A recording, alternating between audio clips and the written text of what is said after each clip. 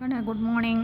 நான் உங்கள் maths teacher பேசுகிறேன். All of you welcome to our maths ma'am TNPSC class. இன்றைக்கி நாம் பார்க்க போகிறது டைம் அண்ட் ஒர்க் ப்ராப்ளம் பார்க்க போகிறோம். அதாவது நேரம், வேலை அதுக்கான நேரம், இந்த ஒர்க்கை தான் பார்க்க போகிறோம். இதிலிருந்து கண்டிப்பாக ஒரு கணக்கு உங்களுக்கு கேட்டுக்கிட்டே இருப்பாங்க. அது நல்லா ஃபஸ்ட்டு இனிஷியலாக நல்லா புரிஞ்சுக்கிங்க. ஷார்ட்கட் மெத்தட் அப்படின்ட்டு குருட்டு மனப்பாடம் பண்ணக்கூடாது. இப்போ இதில் பார்த்தா இங்கே பாருங்கள், if a company pay 6 lakhs for 15 workers for 20 days, how much would it need to pay for 5 workers for 12 days? இதில் பாரு, ஒரு கம்பெனி 6 லட்ச ரூபா சம்பளம் தருது. எத்தனை பேர்த்துக்கு? 15 பேர் 20 நாள் வேலை செய்கிறதுக்கு 6 லட்ச ரூபா சம்பளம் கொடுக்குது. அப்போ நல்லா கவனமாக பார்த்துக்கோ. அப்போ எவ்வளோ பே தரும்? 5 ஒர்க்கர்ஸு, 5 பேர் 12 நாள் மட்டும் வேலை செய்கிறதுக்கு அப்போ எவ்வளோ சம்பளம் தருவாங்க அப்படிங்கிறது கணக்கு. இப்போ பார், நமக்கு 3 கேட்டகரி. ஒன்று ஒர்க்கர்ஸ், நமக்கு ஒர்க்கர்ஸ் ஒன்று, இன்னொன்று பே ஒன்று, இன்னொன்று டேஸ். இந்த 3 கேட்டகரியாக நம்ம இந்த கணக்கு எடுத்துக்கணும்.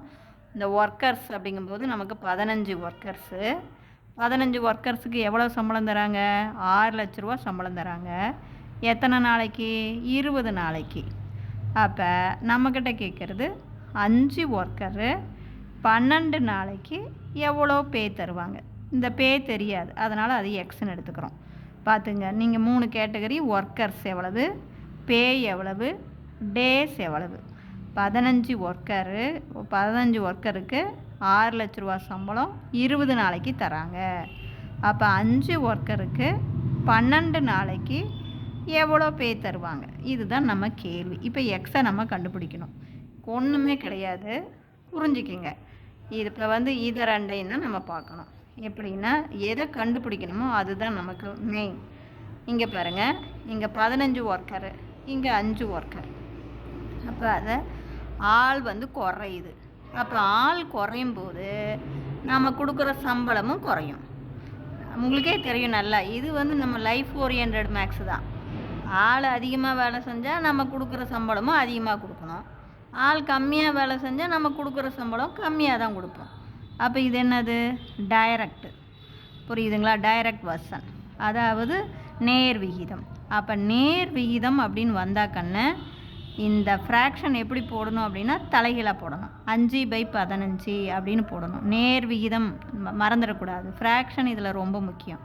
நேர் விகிதம்னா கீழேருந்து போடணும், 5/15. அதே மாதிரி இதை ரெண்டையும் பார்க்கலாம். இப்போ இங்கே 4 பாரு. இப்போ 20 நாள், இது 12 நாள். அப்போ 20 நாளைக்கு நம்ம 6 லட்ச ரூபா கொடுக்குறோம். அப்போ 12 நாளைக்கு நம்ம கம்மியாக தானே கொடுக்கோம். அப்போ 4 குறைஞ்சதுன்னா நம்ம கொடுக்குற சம்பளமும் குறையும். 4 அதிகமாச்சுன்னா அதிகமாக சம்பளம் கொடுப்போம், 4 குறைஞ்சதுன்னா குறைவாக சம்பளம் கொடுப்போம். இவ்வளவு தான். அப்போ இதுவும் டைரக்ட். இது பாரு, இது குறையும் போது இதுவும் குறையுது. அப்போ புரியுதுங்களா? நல்லா பார்த்துக்குங்க. 4 குறைஞ்சதுன்னா சம்பளமும் குறையும், இதுவும் குறையும், இதுவும் குறையும், ரெண்டுமே குறையுது. அப்படிங்கும்போது அது டைரக்ட். அப்போ டைரக்ட் அப்படிங்கும்போதே நம்ம ஃப்ராக்ஷன் கீழேருந்து போடணும். அப்போ 12/20 × 6. இவ்வளோ தான். இதில் நீ எதுவுமே குழப்பிக்கக்கூடாது. டைரக்டாக இருந்தால் நாம் எழுதுகிற ஃப்ராக்ஷன் கீழே இருந்து எழுதணும். புரியுதா? அதே இன்வர்ஸாக இருந்தால் நாம் எழுதுகிற ஃப்ராக்ஷன் மேலே இருந்து எழுதணும். இவ்வளோ தான்டா, வேறு ஒன்றுமே கிடையாதுங்கடா. அப்போ தேர்ஃபோர் இது பாரு தங்கம், இது 5/15, இது 12/20 × 6. இப்போ அடிச்சுக்கலாம். இங்கே அடிக்கும்போது எதுக்கு அடிக்கிறோம்? 5க்கு. ஓரஞ்சு 5, இங்கே 4 5 20. புரியுதுங்களா? இது 4 5 20. அப்புறம் மறுபடியும் பாருங்கள், எதுக்கு? இந்த 4க்கும் இந்த 12 கடிக்கலாம். 1 நாள் 4, 3 12. அடுத்து 3க்கும் 15 கடிக்கலாம். 1 3 3, 15. இப்போ மேலே 6, கீழே 5. அப்போ 6ஐயும் 5ஐயும் நம்ம வகுத்து போடணும். 6 எதால் வகுக்கிறேன்? 5ஆல்.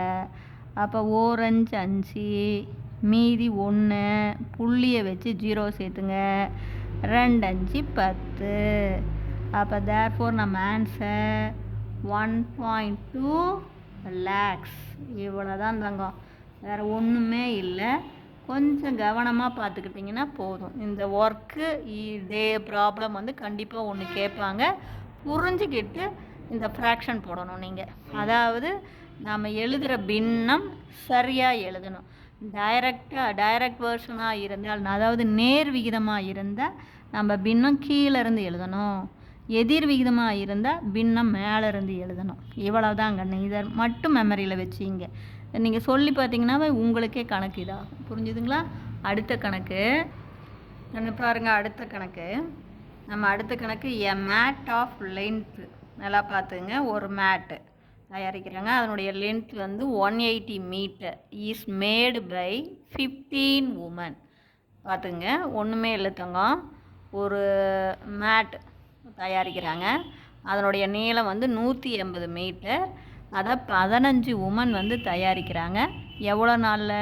இன் 12 days. 12 நாளில் 15 women வந்து ஒர்க்கு செஞ்சு 180 மீட்டர் நீளமுள்ள மேட்டை தயாரிக்கிறாங்க. How long?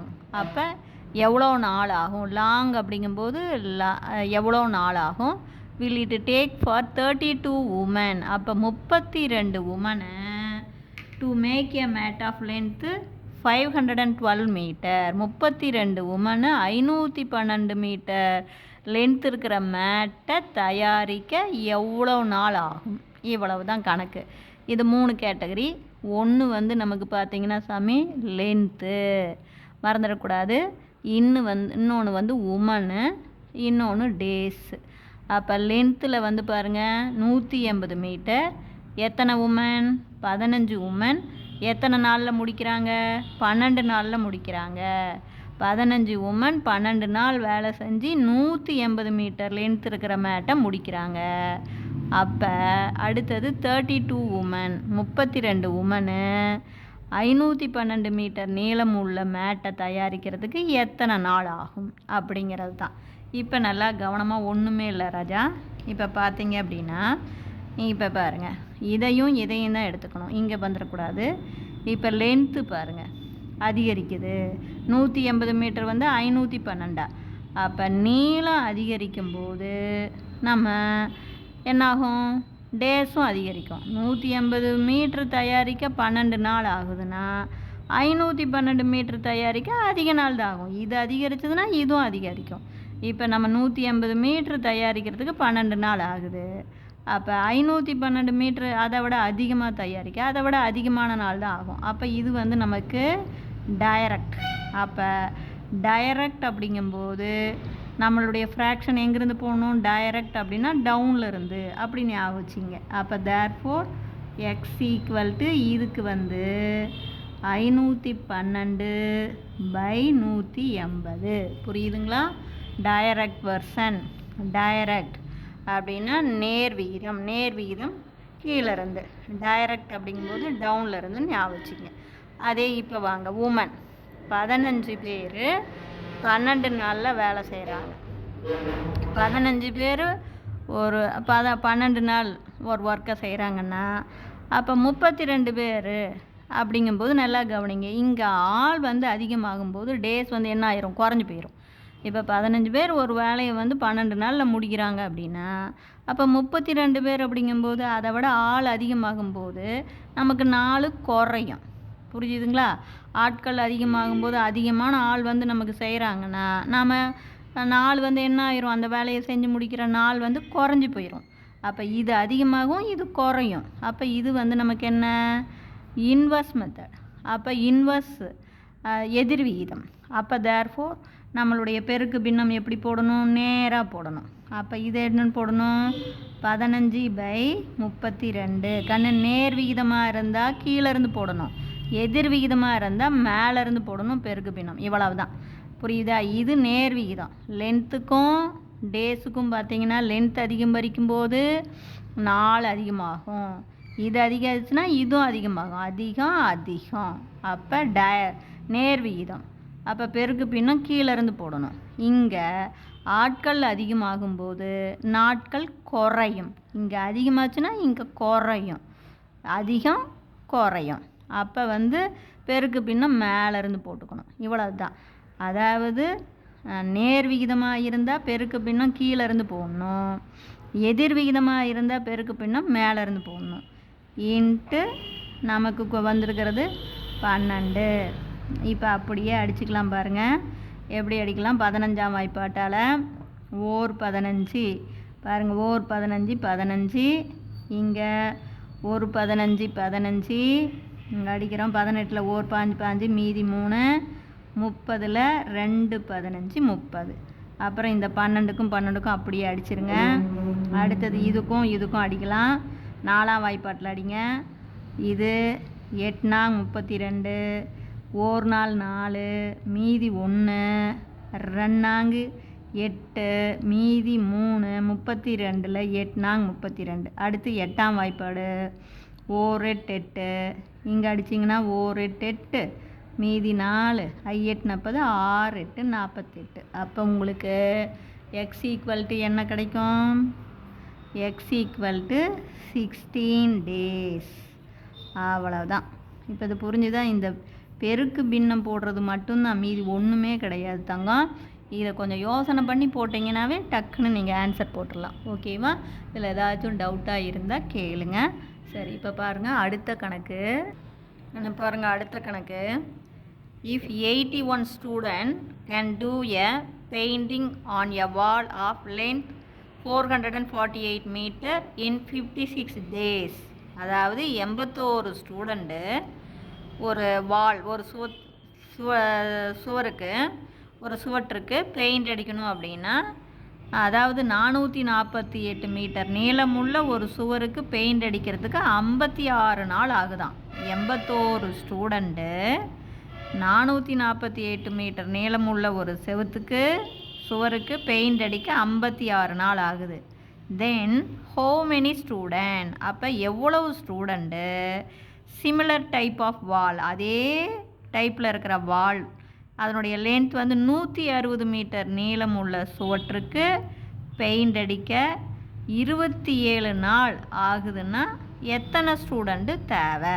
இவ தான் நம்ம கணக்கு. பாருங்கள், 81 ஸ்டூடெண்ட்டு 448 மீட்டர் நீளம் உள்ள சுவருக்கு பெயிண்ட் அடிக்க 56 நாள் ஆகுதுன்னா ஹவு மெனி ஸ்டூடெண்ட், எத்தனை ஸ்டூடெண்ட் நமக்கு தேவை? 160 மீட்டர் நீளம் உள்ள சுவற்றுக்கு பெயிண்ட் அடிக்க 27 நாளுக்கு எத்தனை ஸ்டூடெண்ட்டு தேவை? இப்போ நமக்கு 3 கேட்டகரி. ஒன்று ஸ்டூடெண்ட்டு, ஒன்று பார்த்திங்களா நம்ம பேசுகிறது ஸ்டூடெண்ட்டை பற்றி பேசுகிறோம், அடுத்து லென்த்தை பற்றி பேசுகிறோம், அடுத்து டேஸ். அப்போ ஹெட்டிங் ஸ்டூடெண்ட்டு, லென்த்து, டேஸு. எத்தனை ஸ்டூடெண்ட்? 81 ஸ்டூடெண்ட்டு. எவ்வளோ லென்த்து? 448 மீட்டர். எத்தனை நாளில் முடிக்கிறாங்க? 56 நாளில் முடிக்கிறாங்க. இப்போ ஹவு மெனி ஸ்டூடெண்ட்டு இப்போ தெரியாது. எவ்வளோ லென்த்து? 160 மீட்டர் லென்த் உள்ள சுவருக்கு 27 நாள் பெயிண்ட் அடிக்க எத்தனை ஸ்டூடெண்ட்டு தேவை? இது நமக்கு கணக்கு. இப்போ பார்த்திங்கன்னா கண்ணன் நமக்கு எப்பயும் இதையும் இது பண்ணக்கூடாது. எது தெரியலையோ அதுக்கு தான் பார்க்கணும். இப்போ இங்கே வாங்க, ஸ்டூடெண்ட்டு லென்த்துக்கு போகலாம். இப்போ இங்கே ஸ்டூடெண்ட்டு லென்த் என்ன ஆகுது? குறையுது. அப்போ லென்த்து குறையும் போது ஸ்டூடெண்ட்டும் என்ன ஆகும்? குறையும். நமக்கு அதிக பெயிண்ட் அடிக்க அதிக ஸ்டூடெண்ட்டு தேவைன்னா கம்மியான நீளம் இருக்கிற பெயிண்ட் அடிக்க கம்மி ஸ்டூடெண்ட் இருந்தால் போதும். லென்த்து குறைஞ்சா ஸ்டூடெண்ட்டும் குறைஞ்சும். இதை நல்லா பார்த்துங்க, இப்படி சொல்லி பார்க்கணும் நீங்கள். இப்போ லென்த்து நீளம் குறையும் போது நமக்கு என்ன? ஸ்டூடெண்ட்டும் குறைச்சலாக இருந்தாவே போதும் அப்படின்னு. அப்போ நீளம் குறைஞ்சதுன்னா அதை அடிக்க தேவைப்படும் ஸ்டூடெண்ட்டும் குறைவாக இருந்தால் போதும். அப்போ இது டைரக்ட். அப்போ அந்த டைரக்ட் அப்படிங்கும்போது நம்மளுடைய பின்னம் எப்படி இருக்கணும்? கீழே டைரக்டு, அப்போ டவுனில் இருந்து கீழே இருந்து 160/400. அப்போ நம்ம பின்னம் 160 டிவைடட் பை 448. கண்ணு இது ரெண்டுக்கும் நல்லா கவனமாக பார்த்துக்கோ. நீளம் குறைஞ்சதுன்னா நமக்கு தேவைப்படும் ஸ்டூடெண்ட்டும் குறைவாக இருந்தால் போதும். புரியுதா? அது நீளம் அதிகமாச்சுன்னா ஸ்டூடெண்ட் அதிகமாக தேவை, நீளம் குறைஞ்சதுன்னா ஸ்டூடெண்ட்டு கம்மியாக இருந்தால் போதும். அது அப்போ இது டைரக்ட் அப்படிங்கும்போது பின்னம் கீழேருந்து டவுன்லேருந்து போடணும். அதே மாதிரி இப்போ ஸ்டூடெண்ட்டுக்கும் டேஸுக்கும் பார்க்கலாம். இப்போ நல்லா பார்த்துங்க, இங்கே நாட்கள் வந்து குறையுது. அப்போ 4 வந்து ஒரு ஒர்க்கை செய்ய 4 வந்து குறைஞ்சதுன்னா ஸ்டூடெண்ட் அதிகமாகும். பாருங்கள், நாட்கள் குறையுது. ஒரு வேலையை நம்ம செய்கிறோம். ஒரு வேலை செய்யும்போது நமக்கு அந்த வேலை 56 நாளில் முடியுது. அப்போ அதுக்கு 81 ஸ்டூடெண்ட்டு தேவை. இப்போ 4 வந்து குறையுது அப்படிங்கும்போது என்ன பண்ணணும்? ஸ்டூடெண்ட் அதிகமாக இருந்தால் தானே. நாட்கள் குறைவாக இருந்ததுன்னா ஒரு வேலையை முடிக்க நம்ம இப்படி பார்த்துக்குங்க, இப்படி சொல்லி பாருங்கள் நீங்களே. ஒரு வேலையை முடிக்கிறதுக்கு அதிக ஆட்கள் இருந்தால் கம்மி நாளில் முடிச்சுக்கலாம். இப்போ அதே 4 குறையுதுன்னா, அந்த வேலையை முடிக்கிறதுக்கு 4 குறையுதுன்னா ஆள் என்ன பண்ணுவாங்க? அதிகமாக வந்திருப்பாங்கன்னு அர்த்தம். அப்போ நாட்கள் குறைஞ்சா ஆட்கள் அதிகமாகும். அப்போ இது இன்வர்ஸ். இது குறையுது, அப்போ இது அதிகமாகும். அப்போ இன்வர்ஸ் அப்படின்னா பெருக்கு பின்னம் எப்படி போடணும்? நேராக போடணும். அப்போ இது வந்து 56/27 இன்ட்டு மீதி இருக்கிறது 81. இப்போ நான் சொல்கிறது புரியுதுங்களா கண்ணு? இதை நல்லா கவனமாக பார்த்துக்கணும். நீங்கள் வந்து அதாவது நீளம் அதிகரிக்கும் போது, நீளம் இந்த இடத்துல குறையுது. நீளம் குறையும் போது நமக்கு குறைவான ஸ்டூடெண்ட்டே இருக்கும்.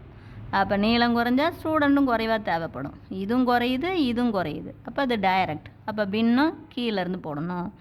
அதே ஒரு வேலையை முடிக்க நமக்கு நாட்கள் குறைஞ்சதுன்னா அப்போ ஆட்கள் வந்து ஆள் வந்து அதிகமாக வந்தால் தான் நம்ம அந்த வேலையை செய்கிறதுக்கு 4 குறைவாக தேவைப்படும். அப்போ இது வந்து குறையுதுன்னா இது அதிகமாகும்.